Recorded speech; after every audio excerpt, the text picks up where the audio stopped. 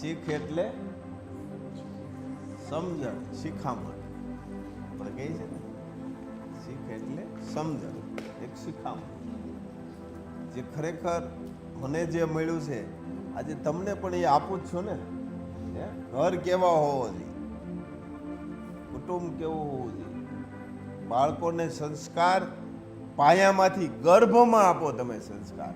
હા, થોડીક તકલીફ પડશે પણ એ તમારી ફરજ છે કે એને ગર્ભમાં એને સંસ્કાર આપવા, એને શૌર્યતાની વાતો સંભળાવો, એને માની વિચારધારા સંભળાવો, માના ગરબા સંભળાવો, અને રામાયણ છે, ગીતા છે, પાઠ પણ તમે એને ગર્ભની અંદર જ આપો, જેથી કરીને બાળકની અંદર પૂરેપૂરું પોષણ મળશે, એને સંસ્કારોનું પોષણ. અને પછી એને થોડું થોડું થોડું થોડું જેમ જરૂરિયાત પડે એમ એ કાર્ય બધું ન આપો, ધીરે ધીરે કેમ કેમ જરૂરિયાત પડે એમ એમ આપતા જાઓ. હા, આપણું બાળક કાયર નહીં બને પણ શૌર્યવાન બનશે. માયકાંગલું નહીં થાય પણ એક બલવાન થશે. એને પણ એ પણ આપો શિક્ષણ સાથે, શું ખાવું શું ન ખાવું. આજે શિક્ષણ આ મળતું નથી. શું કામ નથી મળતું? કોની ભૂલ લાવી? આપણી. દોષ કોની ઉપર નાખીએ? બાળક ઉપર. બાળકનો વાંક એ તો કોરી પાટી, એને શું ખબર? આપણી ફરજ છે, આપણી ફરજ છે, ફરજનું પૂરું પાલન કરો. આપણે ખોટી વસ્તુ ન ખાતા હોય અમુક વસ્તુ તો બાળક નહીં ખાય, પણ આપણે જે ખાવું તો એ ખાશે જ. બે સામસામે બોલતા હોય, ઝઘડા કરતા હોય, અને એ બાળક સાંભળે તેની અસર થાય કે ન થાય? તે પણ હોય ત્યારે ન બોલો. કાંઈ વાત હોય તો એ સાઈડમાં રહીને સમજીને વાત કરી લો, એટલે પણ બાળક ઉપર અસર ન થાય. આ બધી સમજણની વાતો જે ઋષિઓ આપણને કહી ગયા એ આ વસ્તુ છે. તો ઘર કેવું હોવું જોઈએ? કેવું હોવું જોઈએ ઘર? પૂરેપૂરી સમજણ વાળું ઘર હોવું જોઈએ. સમજણ વાળું જ ને? હા, એ ભક્તિ છે. હા, પ્રકૃતિનું જતન કેમ કરવું તે બાળકને ગણસથુમાં આપી દો. બાળક સમાજમાં જાય, અને સમાજમાં જાય એટલે સમાજની અસર એટલી જબરજસ્ત પડશે. એ ધીરે ધીરે ધીરે આગળ આગળ આગળ એ આખું એક સમય વિશ્વમાં આખું જાય. આપણી સંસ્કૃતિ જે વખણાય છે એનું કારણ આ હતું, પણ આપણે એ સંસ્કૃતિને આજે જે આપણી ફરજ છે, આજે આપણી ફરજ ભૂલી ગયા. ભૂલી તો ગયા, નથી ભૂલ્યા તો કે બીજા કરે છે ને આપણે કરીએ.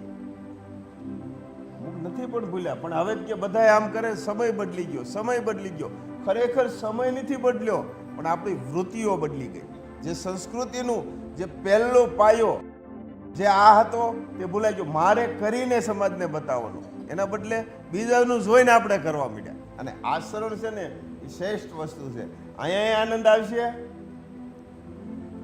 ત્યાંય પણ આનંદ આવશે, પાછા આવશું તો પણ આનંદ. હા, આજે આનંદ માટે જ બધા ઝંખે છે ને. બધા પાસે બહુ રૂપિયા છે, પણ આનંદ ક્યાં? રૂપિયાથી આનંદ નથી, એ તો દેખાદેખી છે. સંસ્કારોમાં આનંદ છે, સમજણમાં આનંદ છે. એટલે જે કાંઈ વસ્તુ છે પોતે સ્વથી શરૂ કરો, અને એવું સુંદર સરસ મજાનું એવું ઘર મંદિર કરો. આપણે નવમણકાની માળા જ આવે છે ને, તમારા જે કાંઈ હોય એ બધું કાઢી નાખો. અને આજે હવેથી અમારે ઘર મંદિર બન્યું છે, તો ઘર મંદિરમાં ધરખમ પરિવર્તન આવે તો ઘર મંદિર. જો પરિવર્તન ન આવે તો તે ઘર મંદિર નથી. હા, સ્વયંને જોવું પડે, સ્વયં સાથે જોવો, સ્વયં સાથે વાત કરો. આવ્યું પરિવર્તન? પ્રશ્નાર્થ કરાય. આવ્યું? તરત અંદરથી કે હા. પણ ખરા સમય જ્યારે ઊભો થાય ત્યારે તો કે ના, તો એ પરિવર્તન નથી. પરિસ્થિતિ જ્યારે એવી ઊભી થાય ત્યારે પરિવર્તન દેખાય, તે પરિવર્તન. બાકી નથી પરિસ્થિતિ, એમાં તો બધું હાલે ને. એટલે બાળકને નાનપણથી જ આપો તમે એવું, એ તમારું એ ફરજમાં આવે. ખાલી ફરજ પૂરી નિભાવો ને તોય તમારી 80% ભક્તિ એમાં ને એમાં આવી જાય. હા, ખાલી 20% જ આમ તેમ કરવાનું છે. અને જો ફરજ તમે નહીં બજાવો તો તે ભક્તિ નથી. ખાલી જ્ઞાન એ ભક્તિ નથી, આચરણ એ ભક્તિ છે. હા, ધર્મ એટલે ફરજ. કેમ જીવન જીવવું એ ફરજ છે. ટીલા ટપકા માળા એ ધર્મ નથી. પ્રકૃતિને આધીન જીવન જીવવું. વરસાદ આવે ગમે એટલો તડકો પડે, ગમે એટલું વાવાઝોડું આવે, ગમી ઠંડી પડે, તો એની રીતે એ હોય ને. આપણે પણ એ જીવનની અંદર ઘણી પરિસ્થિતિ આવે, પણ તે પરિસ્થિતિમાં કેમ જીવવું એ શિખામણ, તે સમજણ, તે આ પાઠશાળામાંથી મળે છે. પણ ઉતારવું પડશે આપણે જ, ખાવું પડશે આપણે જ, તો જ તૃપ્તિ થશે.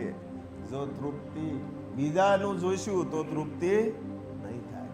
તો સારા વસ્તુમાં કેમ જોતો કે આનું સરસ મજાનું આ છે તો હાલો આપણે કરીએ, એ નહીં જોવે કે આ બધા આમ કરે છે ને હાલો આપણે આમ કરીએ. બધાય કરે તે નહીં, સારું જે કરે તેનું જોવો. ને આપણને તો આટલો સરસ મજાનો રસ્તો મળ્યો હે, હાવ શોર્ટકટ અને અનુભવી વસ્તુ આપણને મળી છે. તો શા માટે આપણે હવે તક ન ચૂકો, તકને ઝડપી લો. કહેવત છે ને, લક્ષ્મી સાંડલો કરવા આવે ત્યારે અવેડા મોઢું ધોવા ન જવાય. આજ ખુદ આવ્યા તો હજી જો આપણા અવગુણો હજી ધીરે ધીરે આગળ એ હજી એમને આગળ વધારશું તો ખેતી જવાના. નક્કી તો નથી, એક દિવસ તો પૂરો થઈ જવાનો છે. જે મળ્યું છે, જે આપણને મળતું જાય છે તે આપણે ઉતારતા જઈએ. બસ એક જ ધ્યેય, એક જ લક્ષ્ય, મારે મારો ઉદ્ધાર કરવો છે. હા, જન્મના ફેરામાંથી મારે હવે છૂટવું છે. આમ અંદરથી થવું જોઈએ. ક્યાંથી થવું જોઈએ? અંદરથી થવું. રિઝલ્ટ મળે ને મળે, કેમ ન મળે? સ્વદ્રષ્ટિ પર ખાસ ધ્યાન રાખો. સ્વનું જુઓ. સ્વદ્રષ્ટિ બીજા પર જાય છે ને તો એક એવી દ્રષ્ટિ છે, એ સ્વ તરફ જોવાની દ્રષ્ટિ છે. એટલે સ્વ તરફ જો, એટલે આપોઆપ બધું આપણને દેખાય છે. આપણે કેમ અરીસા પાસે જાય તરફ મોઢું લઈ જઈએ એટલે તરત દેખાય ને, એમ દ્રષ્ટિ પણ એક અરીસા કરતા અનેક ગણી વિશાળ એ તમને અંદરથી દેખાય. હા, એટલે સ્વ તરફ જોવો, બીજા તરફ નહીં. જય મહાવિશ્વ.